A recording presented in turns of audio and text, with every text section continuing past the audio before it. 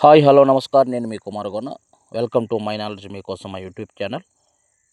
ఈరోజు నిరుద్యోగుల కోసం రైల్వే శాఖ నుంచి 22,000 ఉద్యోగాల నోటిఫికేషన్ అయితే విడుదల చేయడం జరిగింది. ఆ నోటిఫికేషన్ గురించి పూర్తి వివరాలు ఈ యొక్క వీడియోలో క్షుణ్ణంగా వివరించడం జరుగుతుంది. కావున ప్రతి ఒక్కరు కూడా నా యొక్క ఛానల్ను చివరి వరకు చూసి తప్పకుండా సబ్స్క్రైబ్ చేసుకొని సపోర్ట్ చేయవలసిందిగా కోరుతున్నాను. ముందు వివరాల్లోకి వెళ్ళినట్టయితే రైల్వే రిక్రూట్మెంట్ బోర్డు 2026 సంవత్సరానికి సంబంధించి భారీ నోటిఫికేషన్ అయితే విడుదల చేయడానికి సిద్ధంగా ఉంది. అందులో భాగంగా తాజాగా సమాచారం ఏంటంటే ప్రధానంగా ఈరోజు అనగా జనవరి 30 తారీఖు 2026 ఆర్ఆర్బి గ్రూప్ డికి సంబంధించి ఒక నోటిఫికేషన్ అయితే విడుదల చేయడం జరిగింది. ఈ నోటిఫికేషన్ యొక్క పూర్తి వివరాలు మనం చూసినట్లయితే 22,000 ఉద్యోగాలతోని ఈ యొక్క నోటిఫికేషన్ అయితే రిలీజ్ చేయడం జరిగింది. ఈ నోటిఫికేషన్ వివరాలు చూసినట్లయితే నోటిఫికేషన్ వచ్చేసి జనవరి 30, 2026 నాడు రిలీజ్ అయింది. ఆన్లైన్ దరఖాస్తులు ప్రారంభం జనవరి 31, 2026 నుంచి ప్రారంభమవుతుంది. చివరి తేదీ వచ్చేసి మార్చి 2, 2026 వరకు అయితే అప్లికేషన్ ఆన్లైన్లో ఓపెన్ అయి ఉంటుంది. మార్చి 2026 రాత్రి 11 గంటల 59 నిమిషాల వరకు అయితే వెబ్సైట్ ఓపెన్ అయి ఉంటుంది. అప్పటి వరకు ఎవరైనా అప్లై చేసుకునే అవకాశం అయితే ఉంటుంది. ఈ రైల్వే 22,000 ఉద్యోగాల నోటిఫికేషన్కి ఎవరు అర్హులు అంటే 10వ తరగతి ఉత్తీర్ణత అయి ఉండాలా, లేదా ఐటీఐ ఉత్తీర్ణత సాధించిన వారు కూడా ఈ యొక్క నోటిఫికేషన్ అర్హులు. వయసు వచ్చేసి 18 సంవత్సరాల నుంచి 33 సంవత్సరాల లోపు వారు అందరూ కూడా అర్హులు. అయితే ఎస్సీకి సంబంధించి 5 సంవత్సరాలు, బీసీకి సంబంధించి 3 సంవత్సరాలు వయోపరిమితి ఎక్స్టెన్షన్ రిజర్వేషన్ ప్రకారం ఉంటుంది కాబట్టి గమనించగలరు. దీంట్లో జీతాలు చూసినట్లయితే నెలకు వచ్చేసి 18,000 బేసిక్ పే నుంచి అలవెన్స్తో కలిపి సుమారు 28,000 నుంచి 32,000 వరకు బేసిక్ పే ఉంటుంది. గ్రూప్ డి అంటే వాళ్ళ సర్వీస్ని బట్టి అది ఇంక్రీజ్ అవుతూ ఉంటుంది. అయితే ఖాళీల వివరాలు చూసినట్లయితే పోస్టుల వారీగా ఈసారి ఇంజనీరింగ్ విభాగంలో అత్యధికంగా ఖాళీలు అయితే ఉన్నవి. ట్రాక్ మెయింటెనెన్స్ గ్రేడ్ 4 11,000 పోస్టులు అయితే ఇవ్వడం జరిగింది. అదేవిధంగా పాయింట్ మెన్కి వచ్చేసి 5,000 పోస్టులు, అసిస్టెంట్ ఎస్టీ 1,500 పోస్టులు, మరియు ఇతర విభాగాల్లో బ్రిడ్జి, ట్రాక్ మిషన్, ఎలక్ట్రీషియన్ ఇలాంటి పోస్టులు ఎక్కువగా ఉన్నాయి, గమనించగలరు.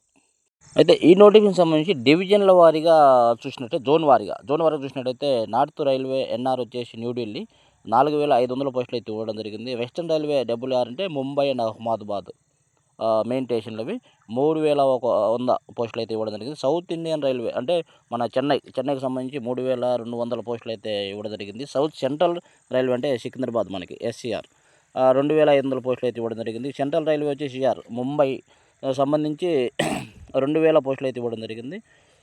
నార్త్ సెంట్రల్ రైల్వే అంటే ఎన్సీఆర్ అనేది అహ్మదాబాద్కు సంబంధించి 1,500 పోస్టులు అయితే ఇవ్వడం జరిగింది. ఈస్ట్ కోస్ట్ రైల్వే అంటే ఈసీఓఆర్ భువనేశ్వర్ సంబంధించి 1000 పోస్టులు.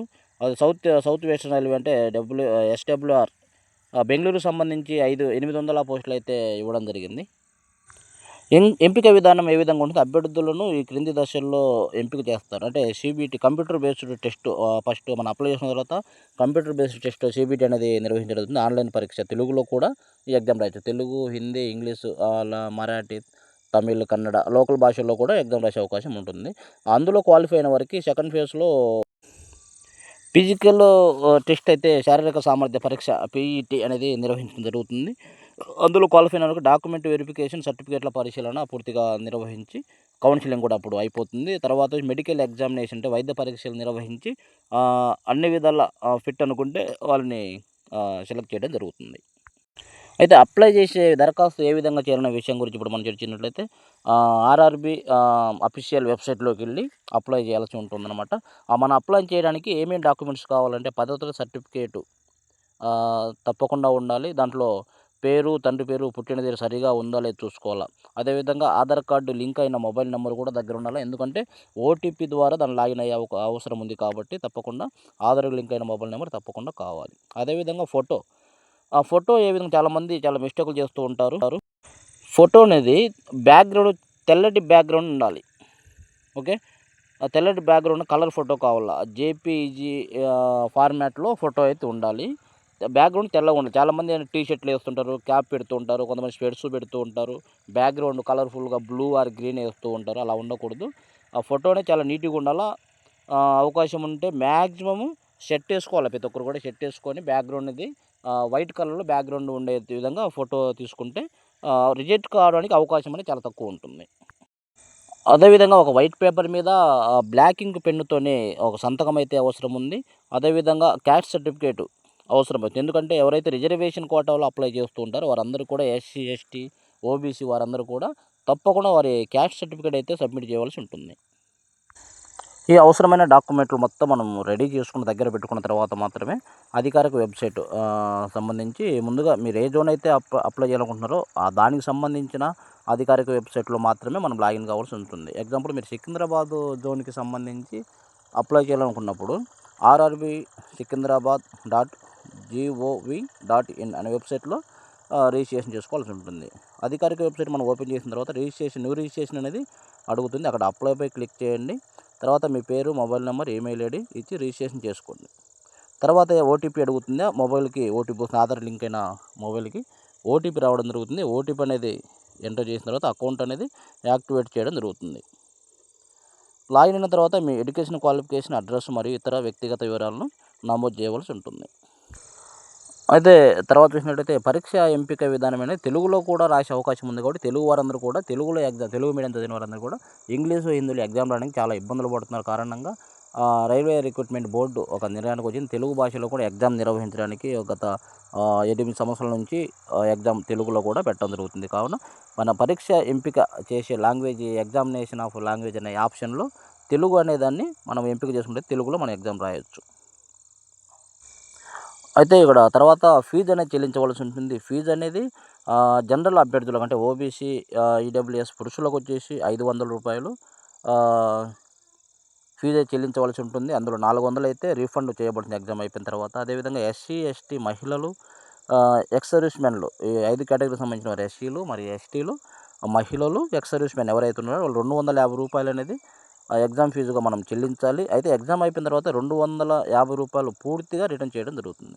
అదేవిధంగా పిహెచ్డి వికలాంగులకి సంబంధించి కూడా రూ. 250 అయితే ఫీజు నిర్ణయించనుంది. ఆ రూ. 250 కూడా పూర్తిగా రిటర్న్ చేయడం జరుగుతుంది. మైనారిటీలు కూడా రూ. 250 ఫీజు చెల్లించాలి. వారికి కూడా రూ. 250 పూర్తిగా రిటర్న్ చేయడం జరుగుతుంది. అదే ఇక్కడ అప్లై చేసేటప్పుడు చాలామంది కొన్ని డౌట్ తెలుగు రాష్ట్ర వాళ్ళు ఎక్కువ మన దగ్గరలో ఉన్నటువంటి జోన్లోనే అప్లై చేస్తుంటారు ఎక్కువ. మన దగ్గరలో ఉన్న జోన్లు వచ్చేసి సికింద్రాబాద్ జోన్ ఒకటి ఉంది. అదేవిధంగా భువనేశ్వర్ ఈస్ట్ కోస్ట్ రైల్వే అంటే విజయవాడ, భువనేశ్వర్ సంబంధించి ఒక జోన్లు ఉంది. అదేవిధంగా బెంగళూరు సంబంధించి ఒక జోన్ ఉంది. చెన్నై సౌత్ ఇండియన్ సంబంధించి ఒక జోన్ ఉంది. 4 జోన్లు అయితే మన తెలుగు వారికి ఎక్కువగా దగ్గరగా ఉంటున్నాయి. చాలామంది ఇక్కడే మనకు అప్లై చేయడం జరుగుతుంది.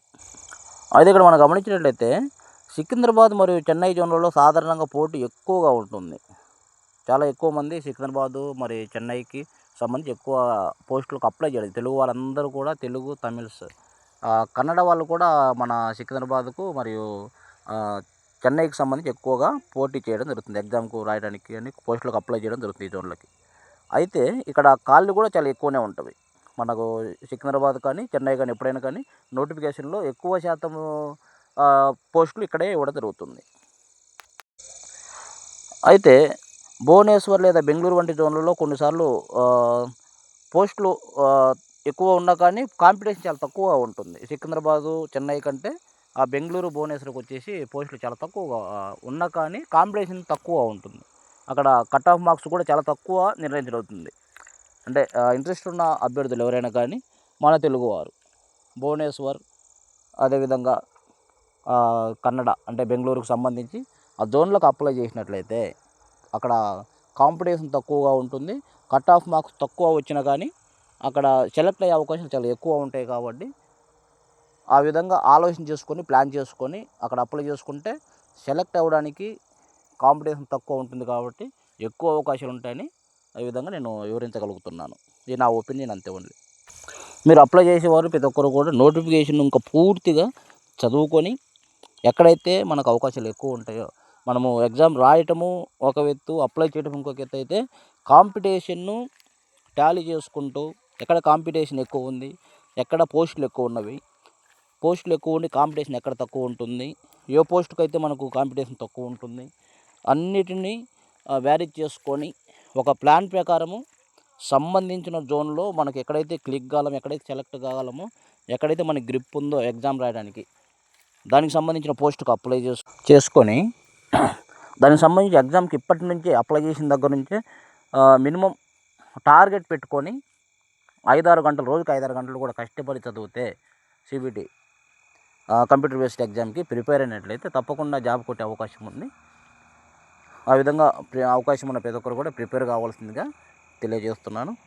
ఓకే ఫ్రెండ్స్, ఈ వీడియోలో ఆర్ఆర్బి గ్రూప్ డి 2026 నోటిఫికేషన్ సంబంధించి 22,000 పోస్టులకు సంబంధించిన నోటిఫికేషన్ పూర్తి వివరాలు అయితే వీడియోలో వివరించడం జరిగింది. కావున ప్రతి ఒక్కరు కూడా ఇప్పటివరకు నా ఛానల్ను సపోర్ట్ చేసిన ప్రతి ఒక్కరికి ధన్యవాదములు. అదేవిధంగా ఇప్పటివరకు ఎవరైనా నా ఛానల్ సబ్స్క్రైబ్ చేసుకోలేదు ప్రతి ఒక్కరు కూడా తప్పకుండా సబ్స్క్రైబ్ చేసుకొని ముందు ఇలాంటి నోటిఫికేషన్లు ఏమున్నా కానీ మీకోసం నేను తెలుసుకొని తెలియపరుస్తుంటాను. కాబట్టి నాకు సపోర్ట్ చేయవలసిందిగా కోరుతున్నాను. Thank you.